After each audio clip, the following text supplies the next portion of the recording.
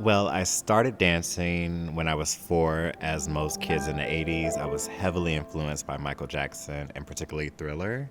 And I just saw it and I was like, that's what I want to do. I had no idea really what it was.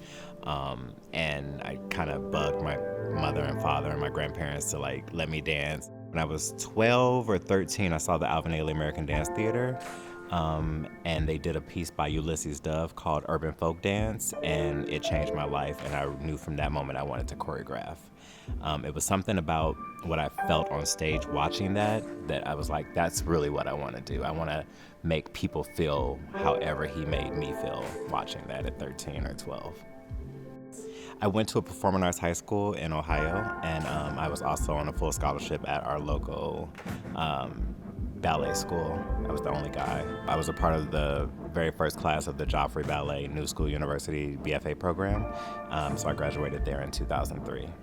As a dancer, the biggest challenge was there was still not too many black male ballet dancers, black female ballet dancers as well. So it was really hard to kind of imagine where I could fit in if I didn't want to directly go to Dance Theater of Harlem, which is an amazing company.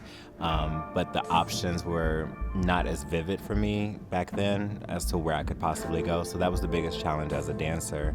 As a choreographer, it kind of became the same thing, not coming from a huge company, but coming from smaller companies that don't have as much recognition.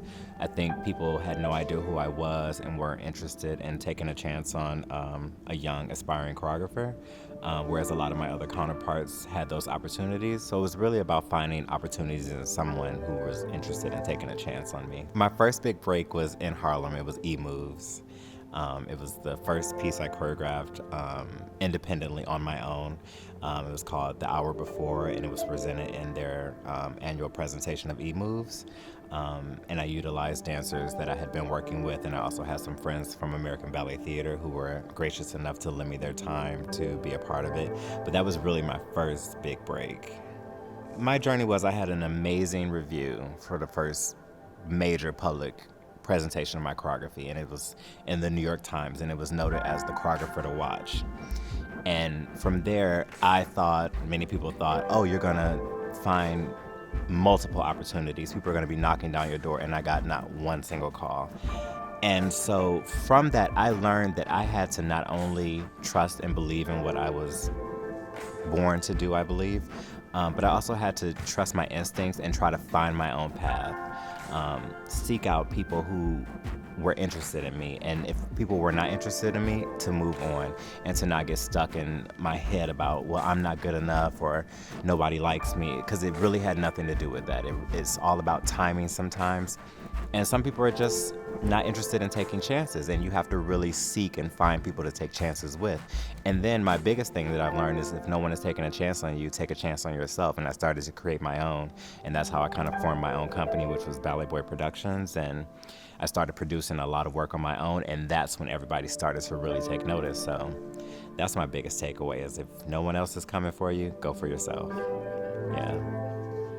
As many people know, or maybe many people don't know, in black households, like your picture of Jesus Christ is right next to Martin Luther King Jr.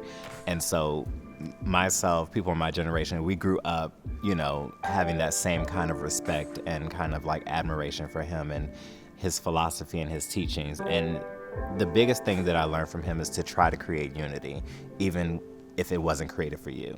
And which is bringing me to a really great point in my life right now, being here at Purchase.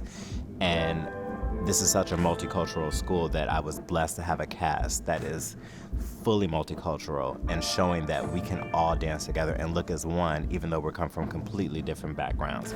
So that's really what I've tried to carry with me to every company, every school that I go to.